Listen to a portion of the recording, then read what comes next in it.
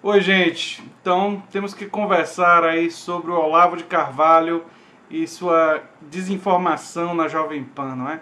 Tem muita coisa para falar sobre isso. Tem mentiras, tem desinformação, tem erros conceituais, enfim, é uma quantidade bastante significativa. Não vou conseguir cobrir tudo nesse vídeo, mas vou tentar pelo menos falar do essencial e vamos ver para onde é que esse vídeo vai nos levar, não é? Porque realmente a Jovem Pan passando pano e aceitando tudo do Olavo de Carvalho, né?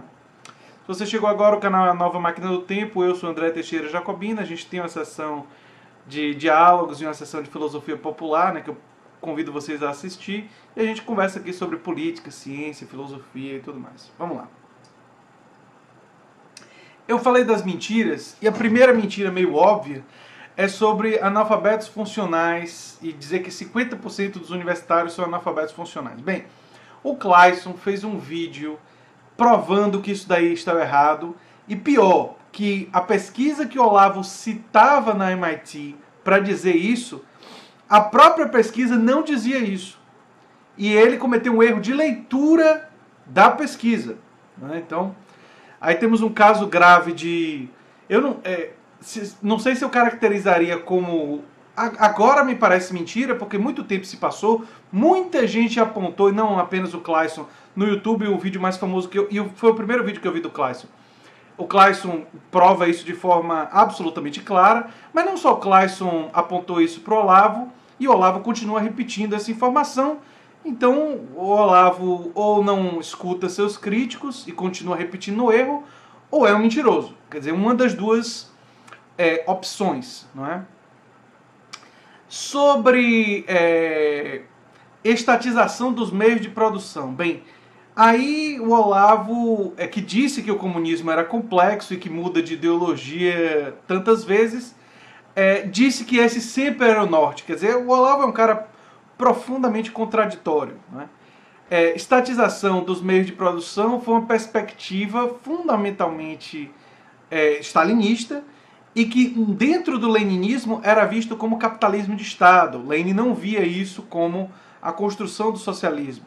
E os socialistas do século XIX entendiam o socialismo como a classe trabalhadora controla os meios de produção. E, aliás, essa concepção da classe trabalhadora controlar os meios de produção é a concepção socialista dominante na maioria das tendências socialistas, embora eu até concorde com o Olavo que existem várias tendências. Concordo só nisso também, né? Concordo numa coisa que ele foi contraditório. Quer dizer, quando uma pessoa começa a ser contraditória em um monte de coisa, a gente acaba achando alguma coisa a concordar, porque ele esteve dos dois lados do mesmo argumento mais de uma vez.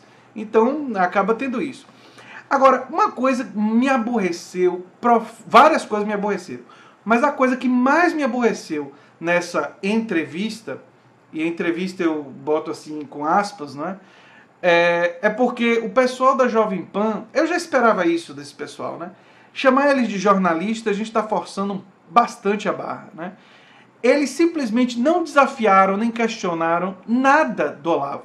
Nenhuma de suas teorias da conspiração, e ele tem várias, e eu não estou falando a única que foi falada foi a do comunismo, e deixaram a explicação dele rolar soltinha, mas não questionaram o fato dele questionar mudança climática, dele ter indicado 2 ministros para o governo Bolsonaro que dizem que não existe mudança climática. E um deles, o de Relações Exteriores, diz que mudança climática é uma trama marxista. O Pentágono dos Estados Unidos, antes de Trump, tinha dito que a maior ameaça existencial da humanidade é a mudança climática. A NASA e a ONU continuam dizendo que a mudança climática é a maior ameaça à espécie humana. Nada é mais importante. E os 2 ministros indicados pelo Olavo negam isso. E dizem que um deles diz que é uma trama marxista. É um conspiracionista de 5ª categoria, que o Olavo avaliza. Ele avalia como positivo, indicou o nome desse cara aí. E as pessoas da Jovem Pan não são jornalistas. Eu acho que chamar eles de jornalista é ofender os verdadeiros jornalistas. Simplesmente não perguntaram nada sobre isso. Não acharam que era interessante ou valioso, nem nada. Sobre comunismo, eu acho interessante falar o seguinte. O Olavo, ele muda o conceito do que é o comunismo. Aí comunismo pode ser qualquer coisa. Todo inimigo seu, a partir do momento que o comunismo passa a ser identificado como um movimento que não tem, que tem esse objetivo que é equivocado do ponto de vista teórico, porque nem todos os comunistas tinham essa compreensão de estatização dos meios de produção. Mas quando ele muda o que é o comunismo passa a ser um movimento, pode ser qualquer coisa, aí todo inimigo seu pode ser comunista. E aí está a raiz de, no Brasil, toda vez que alguém fala qualquer coisa que é minimamente identificada com a esquerda, chamam ele de comunista.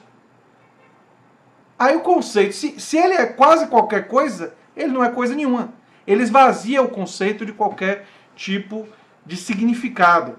Não é? O Olavo diz umas besteiras monstruosas, eu encontrei aqui, ele diz que só existe economia liberal ou fascista. Quer dizer, uma pessoa que diz uma coisa dessa entende alguma coisa de economia? Não sabe que existe economia social-democrata? Não sabe do keynesianismo? Né, de diferentes tendências desenvolvimentistas? Quer dizer, o que dizer de alguém que diz uma coisa dessa? Não é? Do ponto de vista prático, existem formas de economia diferentes da economia fascista e da economia liberal. Do ponto de vista teórico, existem muito mais. Do ponto de vista teórico, existe o anarquismo de direita, o de esquerda e muitas outras variações. Quer dizer, tanto do ponto de vista prático existe mais, quanto do ponto de vista teórico. E ele não foi desafiado quando disse isso daí. Ele diz que a esquerda tem uma falta de compromisso com a verdade. E ele se esquece que o fascismo, que é de direita, que ele gosta de empurrar para a esquerda, tem como uma das suas principais características questionar a legitimidade da verdade científica. Ataca a verdade como um dos seus principais pontos. Aliás, é o que o Jason Stanley já analisou para o New York Times. E que eu citei ele aqui quando falei do fascismo. E o fascismo tem muita identidade com o que o Olavo de Carvalho pensa, e não é acusando do que sou, não. Porque eu sou radicalmente democrático e o fascismo é autoritário. Então eu não tenho nada de fascismo. Né? Não tenho nada de fascismo. Não quero destruir os meus inimigos. Como ele disse que o erro do Trump está sendo não atacar frontalmente, desconstruir os inimigos. Né? Provavelmente ele se referia, inclusive, a tentar prender a Hillary Clinton. Né? Tem uma coisa que ele tem uma habilidade, e aí vale falar sobre isso, que ele começa a defender a caridade e questionar o que ele não chama pelo nome, mas que são os direitos sociais. A ação positiva do Estado para garantir direitos sociais. Ele valoriza a caridade e nega os direitos sociais. Caridade tem seu lugar, caridade diminui a dor, mas a caridade, por melhor que seja, e tem um valor e importância, ela não muda estruturas. Não foi a caridade que fez da Dinamarca, da Suécia, da Noruega e da Finlândia serem os maiores IDHs do mundo.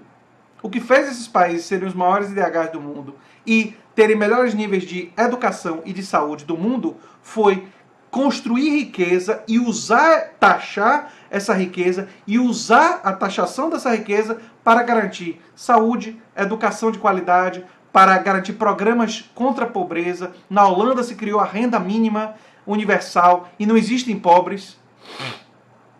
Esses países foram países que fizeram isso, e isso mudou a estrutura da sociedade e permitiu que as pessoas pudessem descobrir sentido de vida, descobrir suas potências, suas capacidades. Não foi a caridade que fez isso, não. Entendeu? E a caridade, por melhor que seja, e tem o seu lugar e tem sua importância, é incapaz de mudar estruturas de poder, de dar os direitos da cidadania das pessoas. Né? Engraçado, ele se diz filósofo, astrólogo, Olavo de Carvalho, não sabe uma coisa tão simples quanto você dá o peixe para a pessoa um dia, ela come por um dia. Você ensina ela a pescar, ela come todos os dias. Uma coisa básica, simples, do ditado popular. E a caridade é dar o peixe. Os direitos sociais é ensinar a pegar o peixe. Coisa simples. Simples, simples, simples. E um cara como Olavo, que não é burro, não entende. Então, aí vemos no coisa central da questão. Por que Olavo de Carvalho, que não é burro, que tem leitura, não entende essas coisas? Será que é só porque ele é um conspiracionista e tal?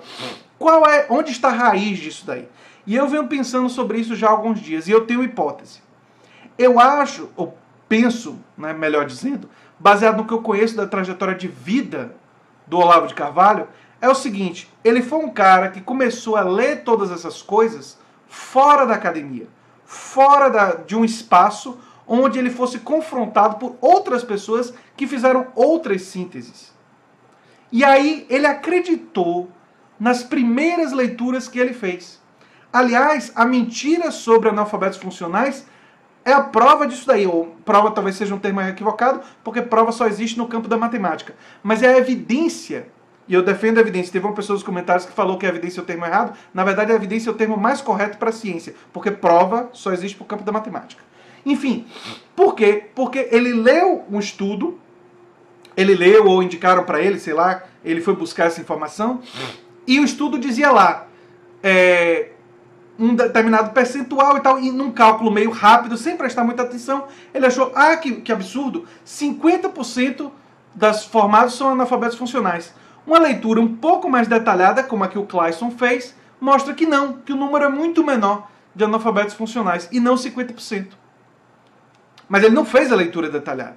Ele não foi confrontado com outra pessoa que também fez pesquisa em estatística. E ele acreditou na leitura inicial dele. E olha só, Olavo de Carvalho, você pode deduzir quase todo o resto dele a partir disso aí. Porque o que acontece? Olavo leu o pessoal da escola de Frankfurt. E ele achou que o central era que eles transferiram da classe trabalhadora para o lumpenproletariado a missão da luta de classes. Essa é uma leitura rasíssima e muito equivocada sobre a escola de Frankfurt. Mas é uma leitura de uma pessoa que, se você pega uma pessoa sem nível universitário, coloca ela para ler, essa é uma das leituras rasas possíveis que você pode ter de alguns textos do pessoal da escola de Frankfurt. Percebe? Assim como ele teve a leitura rasa em relação ao Laclau, achando que o Laclau caiu num idealismo absoluto. O que é uma leitura absolutamente rasa do Laclau. O Laclau tem um texto chamado Radicalização da Democracia e Estratégia Socialista, que qualquer pessoa com uma leitura um pouco mais densa perceberia que o que ele está defendendo nesse texto é a articulação entre movimentos sociais e as questões de luta de classe. Se você entende esse texto, que é um texto clássico do Laclau, você nunca pode dizer o que o Olavo disse, que ele cai no idealismo absoluto, que ele vai 180 graus na outra direção. Mas Olavo diz que ele vai 180 graus na outra direção porque ele não faz uma leitura densa. E ele não faz uma leitura densa porque ele não está dentro do ambiente acadêmico para poder dialogar com o contraditório e estar aberto ao contraditório. O que ele faz ele lê, ele tem uma primeira impressão que ele está já lendo, buscando reforçar um viés que ele já tem antes de começar a leitura, e aí ele extrai daquilo dali a primeira impressão que ele tem e joga isso como a verdade. E aí a arrogância dele, de dizer que é o maior filósofo, que ninguém chega nem perto dos alunos dele e tal, reforça justamente isso. A primeira leitura dele tem que ser a verdadeira. Tem que ser aquilo que corresponde à realidade. É incrível que um cara que faz isso, uma pessoa que faz isso, tenha acumulado tanto poder. Porque ele é o símbolo da anticiência. E aí eu vou explicar um pouquinho de ciência bem brevemente. Dentro do conhecimento científico, o fundamental é a disputa, é a competição entre os pares. E quando alguém vem com ideia nova, o que todo mundo faz é criticar. E quem decide se a ideia está certa ou não é quem propôs, mas é a comunidade. A comunidade é que decide. Se a comunidade atacar aquela ideia e ela chegar à conclusão que aquela ideia não se sustenta, que não tem evidências boas, que não tem capacidade de ter previsibilidade, a ideia ela desmonta, ela se desfaz. A ciência ela se baseia não a força justamente da comunidade, mas Olavo é um individualista. Olavo é um cara contra qualquer coisa que seja coletiva.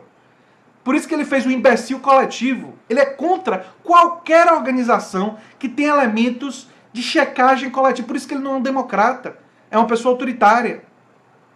Né? Por isso que ele não foi contra a ditadura militar. Porque ele é autoritário. Né? Então repare, e eu acho que eu finalmente entendi, não só o Olavo, mas a sua origem. Agora eu sei por que ele é o que ele é. E eu vou fazer vídeos agora explicando isso para as pessoas. Olavo é isso aí. Olavo é o cara a pessoa que leu bastante coisa, mas ele sempre teve uma compreensão superficial e nunca deixou ninguém confrontar a sua compreensão. Que toda vez que alguém confronta, ele chama de burro. Qualquer pessoa que confronte a compreensão dele, ele tem a verdade, e quem confronta ele é burro, não sabe de nada. E é assim que ele opera. Então, dentro da academia, é por isso que ele não tem valor nenhum. Não é só porque ele não tem o diploma. Que ele tem raiva de quem tem diploma. Vocês viram na entrevista, né? Ficam valorizando essa coisa de diploma. Um cara como eu, que tem um mestrado e doutorado, ele deve abominar. Né? E se ele souber que eu estou no pós-doutorado, ele ia me xingar todo. Isso é óbvio. Agora, a questão não é o diploma. A questão é o ambiente. Quando eu tenho uma ideia e eu proponho dentro de um ambiente acadêmico, vira e mexe alguém diz, mas essa é uma hipótese. As suas evidências, alguém olha, lê assim, não acho que a sua evidência é tão boa, é por causa disso, disso e disso. E outras, isso dentro de pequenas reuniões. Quando você publica, tem gente que escreve coisa para contradizer o que você disse. E se sua evidência não for forte, tanta gente vai fazer isso que sua ideia cai. Ela é derrubada. E é assim que a ciência avança. A ciência avança dessa forma. Só as ideias que resistem, que apanham e aguentam. E a comunidade chega à conclusão que, olha, a gente tentou de tudo desmontar a ideia dele, mas não teve jeito. A ideia tem muito valor, tem muita coisa que explica, tem a capacidade, ela tem potencial explicativo. Essa ideia, essa teoria, essa pesquisa, essa investigação, as evidências que ele reuniu são fortes. Nada disso é importante para o Olavo. Nada disso é importante para o Olavo, porque ele não foi educado para valorizar isso e não teve a experiência de desenvolver isso em diálogo com outras pessoas. Então, ele resolveu criar uma filosofia, não é uma filosofia, digamos assim, do ponto de vista técnico, mas é uma filosofia de vida, no sentido de que ele agora vai defender que toda coisa, aspecto de coletividade, é necessariamente falido. E por isso que ele precisa dizer que mudança climática não existe, por isso que ele tem que questionar a evolução. Porque, repare, se o processo científico estiver correto, tudo que ele fez na vida não é nada mais do que a opinião dele. Todos os livros. É simplesmente uma leitura apressada que revela um ponto de vista e o viés dele. E não mais do que isso. Tudo.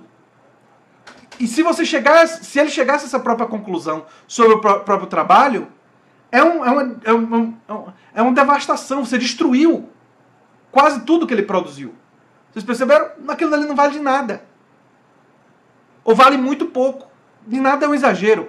Mas vale muito pouco. Vale apenas como a perspectiva de alguém que tem um viés conservador.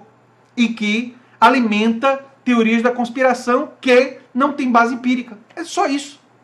Não é nada além disso. E isso daí, para um cara que leu o que ele leu, porque ele tem leitura. Ele tem leitura, é bom deixar claro. Só que ele tem a leitura rasa, a leitura sem profundidade. E na ciência, é mais importante você ter uma leitura densa sobre conteúdos que você compreende bem e recorta bem, do que você ler um pouquinho de tudo e não entender nada muito bem. Por isso que a ciência se baseia na especialização. O cientista, claro, ele deve ter um pouco de transdisciplinaridade, mas ele só tem peso, enquanto cientista, na área que ele se especializou. Ele pode se especializar em mais de uma área, mas ainda assim ele só vai ter realmente um grande peso nas áreas que ele se especializou. né? Alguns grandes cientistas chegam a se especializar em 3 áreas, mas aí é um caso raríssimo. Enfim, tinha muito mais para falar sobre o Olavo de Carvalho, mas eu quis me ater ao fundamental. E eu acho que eu entendi melhor essa figura agora e sei o porquê que ele é como ele é, né? Porque ele não teve esse contato. E aí isso fez ele produzir uma perspectiva hostil a qualquer visão que se amadureceu. Por isso ele tem que ser hostil à ciência. E por isso nós temos que contra-argumentar e nós não podemos permitir que essa visão se difunda. Sobre o analfabetismo que ele fala aí, simplesmente triste ele ter lembrado isso, porque a filha dele tem um caso de... Então é uma pessoa que eu tenho um carinho, né? E ele submeteu ela a ter que se alfabetizar mais tarde na vida. Ele foi responsável por isso. Então, ele teve parte de responsabilidade nisso daí. Isso daí é muito grave. E a Heloísa tem um carinho de todos nós por ter sido vítima de uma pessoa como o Olavo de Carvalho. Mas eu teria muito mais, gente, para falar, muito mais para falar. Por exemplo, vou falar mais uma coisa, na coisa apressada. Dizer que o que o Trump fez na economia é um milagre e que a economia americana está maravilhosa. A economia americana está com enormes dívidas, gastos terríveis no setor militar e a população americana está tendo um salário médio baixíssimo. Vocês viram o que o Eduardo Moreira falou na entrevista aqui comigo. Então, você está olhando só para os fatores externos, que nem a Christiane Amanpour na conversa com o Yanis Varoufakis, só para os fatores tipo bolsa de valores, diminuição do desemprego, e você não olha para o subemprego, para quantas pessoas estão empregadas, mas quanto é que elas estão ganhando? Em muitos estados americanos, menos de 10 dólares a hora, alguns 7 dólares a hora. Esses foram os empregos que foram criados, predominantemente. E por isso que a população americana está sofrendo, está doendo dentro do mundo desenvolvido. Dentro do mundo desenvolvido, os Estados Unidos têm os piores índices de pobreza. Mas aí você olha para um indexador econômico tradicional e você acha que a economia americana está maravilhosa. E aí ninguém pergunta para ele por que que Bernie Sanders é o político mais popular dos Estados Unidos. Por que que os democratas ganharam o Congresso? Por que que os indicados dele para ministério falam um monte de bobagem? Mas esse é o pessoal da Jovem Pan, gente. Esse é o pessoal da Jovem Pan. E eu vou voltar a atacar a Jovem Pan. E o pessoal do canal que não gosta dos vídeos de ataque, vocês vão ter que me perdoar, mas não dá. Entendeu? Eu não vou fazer o tempo todo, porque eu também não tenho saco de ficar fazendo isso o tempo todo. Mas vou ter que fazer de vez em quando. Porque esse pessoal está prestando um papel terrível. É uma coisa assim, é um crime contra o Brasil. É um crime. Talvez eu esteja exagerando, mas eu estou falando do ponto de vista simbólico. Não estou dizendo prender esse povo, não. Claro que não, que eu sou pela liberdade de imprensa. Mas esse povo tem que ser atacado. Nós temos que usar a nossa liberdade de imprensa, a nossa liberdade de expressão, para atacar frontalmente esse pessoal. Frontalmente, a gente tem que atacar. Pelo péssimo papel que eles estão fazendo para o Brasil e para o mundo. Porque o que vai acontecer no Brasil vai ter repercussão mundial. Enfim, gente, é isso aí. Se vocês gostam do que eu faço, se inscreva no canal, dê um like e eu agradeço muito a presença de vocês aqui. Um abração e até o próximo vídeo.